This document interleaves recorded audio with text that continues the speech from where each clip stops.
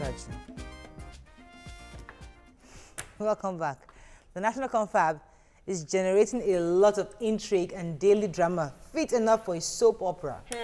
From technical glitches to heated arguments, browbeating tribal issues, and untimely death of one of its delegates. The Confab has been tension-soaked and very controversial.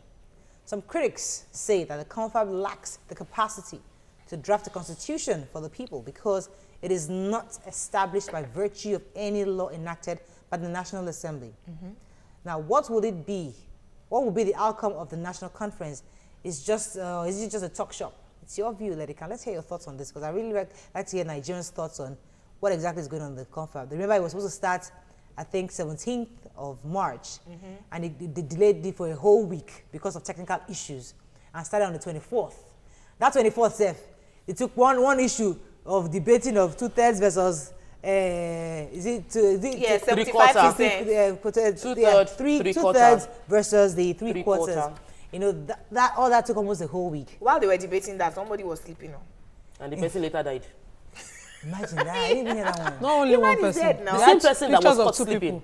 Yeah, and then over the week, so we now saw all sorts of, we won't mention names, we know them. Over the week, there was a picture of 3 of them sleeping, you know, they were side by side. 12 million there. I'm telling you, Mora, but you know one thing, but you know, I think there was somewhere on this table, we've said it before, that why they have older people there? They should have younger people. Can I? The person like that, is he old? Yes. Yes. I mean, they're but all not old. too They're old. all He's old. 67, They're so it's not as if he's 67 is not old. Yes, he's not too old to be active. All old citizens. 67 is young. Shouldn't he be retired? At 67, shouldn't you No, be at no. home? 70, I think, is retirement age. I think 65 is retirement age. 65, yeah. We're trying to push it to 70, but go ahead. I think at 67, you should be advising from home. Let them come and visit you. We need people like at that. home. We're talking about a nation that has been in existence for so long. So we need the impact of these older people. Before, pre-independence, people fought for this independence. They have a stake in this also, just as well as the younger ones who are the future have a stake in it. Why would a country whose predominant country, predominantly our age range were youths, most of the population is below 40, and then you now have a confab that most of the people that are representing the below 40 are all above 60. For me, that already shows there's something wrong somewhere. Anyway, what are they going to do? Our hearts to go out to the families of the man that died. Let's not trivialize it. That Dora Akuyili should go home and go and sleep and rest. Don't bring up that issue again, don't bring up that issue again. This is just about, can you see? Yes. Let me tell you who my hearts really go out to. The family of Zara, a young 28-year-old Nigerian musician who was diagnosed of multiple sclerosis over 2 years ago, and she needed only 4 million. Now, we are paying older people 4 million per month for a talk shop because this conference isn't backed by the National Assembly's law. Therefore, whatever they come up with is subject to ratification by the National Assembly. So they can as well say, all this talk is nonsense, we're not ratifying, we don't agree with it.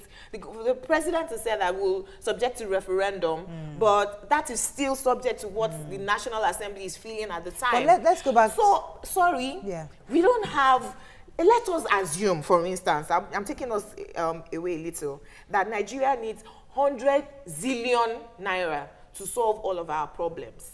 But 7 billion being spent on this talk shop would have helped if it is one hospital that he built. It is at least moving towards our goal. So let's say we don't have money for all the things that we need. Let's not be wasting our money on private jets, conferences. We know the problem. Let's not restate the problem. We know the problems. But we just said a few minutes ago, somebody was saying that, oh, President, move back to South because YAQUB are a person. So if they cannot protect you over there, we will protect you here. Now, we're trying to now say that was a wrong statement for him to make because we are one Nigeria. But the truth is that, now you're now saying that, oh, we need to come together and agree to be one Nigeria. So I think, let us not underscore the importance of this conference. We all agree it is important. If this conference was important, it would be from the beginning, the way it was initiated. I see it as political. Because for the president to initiate a conference like this, when he could have proposed to the National Assembly to put in place laws that will start this conference, so that the conference will be backed by law to, you know, run a referendum and then, you know, adopt a constitution or rewrite a constitution that we can say, we the people of Nigeria. Do you understand? He didn't do that. And then when he put the conference, he put limitations. Don't discuss this. Don't discuss this. Our division and everything that he said we shouldn't discuss are issues that, you know, are from the bottom issues rocking this nation right now. So I see it as, okay, I'm the person that, you know, it is during my tenure that we had our centenary celebration. It is during my tenure that we can never be divided. It is during my tenure that, you know, a confab is being held. I'm sponsoring it and spending. What's the aim? What is the aim? Everybody that is meant to represent their community, what did he tell them they are going to do? Is the idea is because everybody goes there say no. If they use two-third method, we won't have majority. These people will have majority. If they use this three-quarter, we won't be able to reach a consensus easily. Everybody is going there with a mindset of I want my own. I want to protect. I want to have my own will. They have several committees handling several issues, and they'll be able to divide up different people to be part of the different committees. So they will address issues. They're not going there with the mindset of just 2/3 or 3/4. No, the issue of 2/3 they're fighting for. Everybody is fighting for my area, my zone. The idea for me, the idea for a confab was to bring everybody to come together and say, what can we do to make this country grow? If you don't know which majority, every statement, Morayo, everybody is making a statement saying that, oh, the southern people want us to, we want to have 2/3. The northerners want 3/4. Let me explain what I'm saying. I'm saying from the fundamentals, we have things wrong because everybody going there still has their mindset of my selfish interest, my area. Let me take YAQUB's call. Good morning, YAQUB. Yeah, good morning, Murray. Yes, thanks for calling. Mama Deji Liman. Salaam alaikum. And then good morning. You see, the problem is this. Right from the beginning of this confab, they don't call it conference. We are missing the issue now.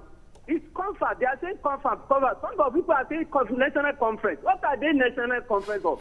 See, Lima has already said it all.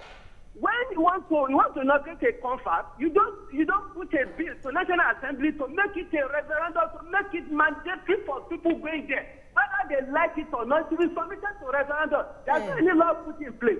All these confab of National Conference of the thing they are talking about, it is not a political, it is not headed to anywhere. When this thing started, I said it to we already there, that this National Confab is going nowhere. Because there is no any law mandatory that this confab is supposed to committed to referendum. Because, okay, now, Mr. President is now inaugurating a national confab.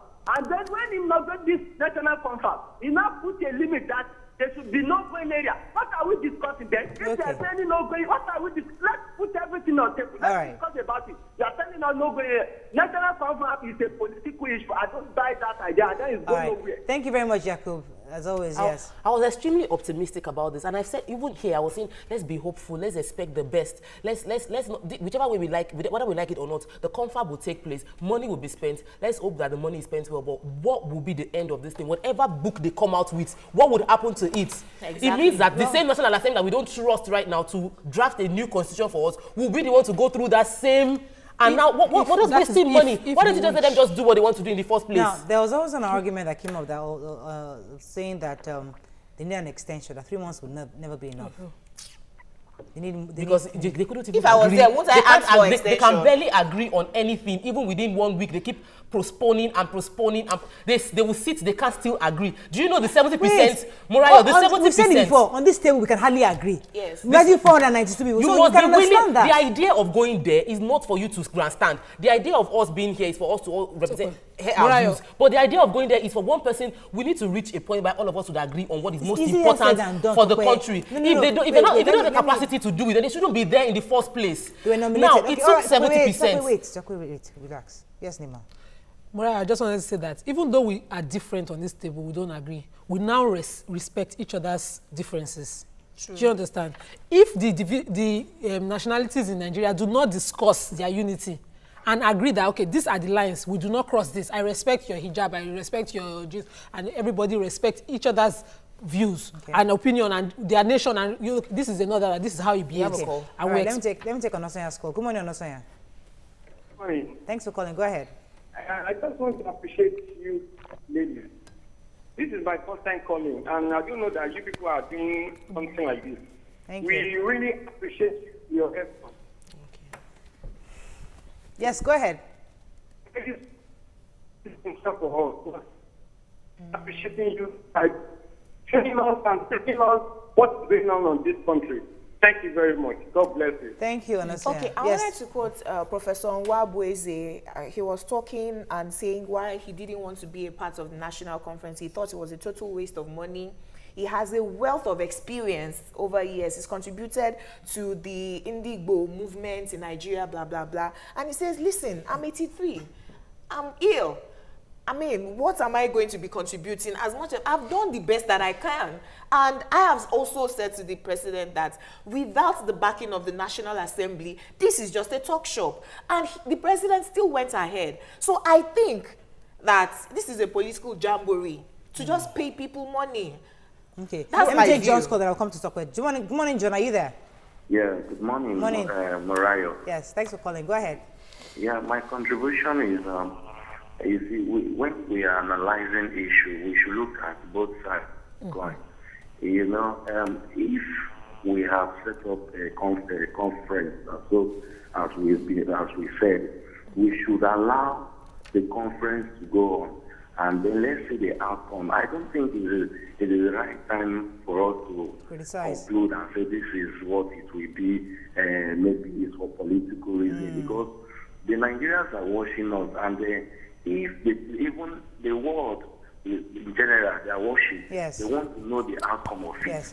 Don't let him go. Don't let him go. I want to ask him a question. If you're saying it's political, then all the people there would have been from PDP. All the people that John, I have a question for you, sir. Sorry to interrupt you.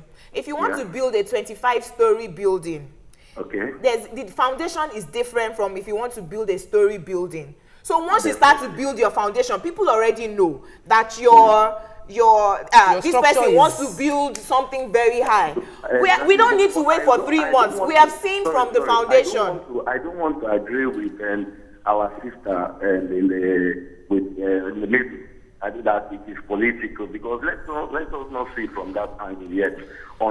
Because if it is political, somebody like Tunde Bakare will not leave his commitment and everything, and they have even rejected the money that was offered. He wants to make sure that we explain, we speak our mind. Okay. And then thank you so much, John. We appreciate your call. I think you made your point very, very well. I cannot share his sentiment. I totally agree with him. There are people there. The reason they have gone is because they want to make a change. That if we don't go and we sit at home and we're complaining, it doesn't make sense. But we're saying that even though they're there, there's no referendum, there's no constitutional backing for what they're doing, such that even if they make a good agreement. Okay, all right. So talk about, you're going to say something. I wanted to say something, that when we bring people together, knowing how different they are, and you know that what they want them to discuss is, okay, we are all a nation. How do we make this better? Not how to scatter it. That's Jonathan's point, that we don't want you to come and discuss. That's that the only no-go area is the nationhood. Don't discuss the nationhood. We're already together. Let's make it work. And you bring people that they already within themselves feel that, the Northerners feel that the percentage already represents 290 people are from the South. They've already said that. The nomination was not done right. I want to believe something good will come out of this. I'm hoping that we can get something out of it. But from the way it is written, how can I don't know how we can do it, but I'm hoping that the National House of Assembly can step in and stop this, or correct it, or do something to legalize it, so that it's not an entirely waste of 7 billion naira. Let me take BAMIDELE's call from camp. Good morning. Good morning. From kilometer 46. Go ahead. I can see you taking tea. Are you not on fasting? Sorry? You are not on fasting. You are taking tea. I dare not fast. I did 40 days. I must say I did 40 days. But after that, I had to stop because I have the baby inside me. Yeah. Please. Go ahead. This so-called national conference or national confab, or what you call it, people like me have never for one day see anything good coming out of it. Because when you look at the calibers of people that especially people like that you can mention like Pastor Bakari, Zokome, people that, all of us, if you are talking of people like Alamisia, people who have been in power for, who have made this country what it is today, as these people that they gather together and talk. If you can see, before the end of April now, we know exactly where this conference is going. Okay. Already everybody knows that there's no love backing it up. I watched a program on channel this morning. And all right, thank you very much, Mr. Bamidele. We have to move on. Let's take some tweets very quickly. Yes. His Grace Stobahash says, one of the girls just spoke my mind. The confab is a political jamboree, like Professor Wambweze said. Believe you me. Didi says, the so-called confab is political. Nigeria needs fresh minds, ideas to move forward. We need the youth to be involved, not old men alone. Kenny says, national confab so far is a big mess because there is no delegates over there representing the youth. Dayo Ofere says, Professor Ben Nwabweze said the conference is a scam. It's left to us to believe it or not. All right, my own thoughts on this. I'm a patriot, and I'm very optimistic about everything when it comes to Nigeria. I feel very strongly that hopefully things would fall into place. So what I would like to see is in the next few months, even if it's 3 months, even if it takes 6 months, let us even give this thing a chance. Let it pull through. At the end of the day, if it falls apart, we'll hold them accountable. And if it's successful, we'll hold them accountable. As a patriot, I have a question. As a patriot, no, the solution to this, as a patriot, knowing fully well that they don't have a legal backing to make this work, let the National Assembly enact a law that would make this But they've already gone ahead to do it. So obviously, that's not going to come into play right now. So but unfortunately, we need to move on. Let me give you one. So my question is, what happened to the 2005 conference that Obasanjo organized? All right. That's the topic for another day. And then what happened to our 9 million for this man who just died? Me, I don't know what I want to. Arbitrary, you should be more soft-hearted than that. Somebody just lost his life. 67 is a very young age. All right, moving on. Arbitrary use of power by government agencies is next on Let's Talk. Stay with us. We'll be right back.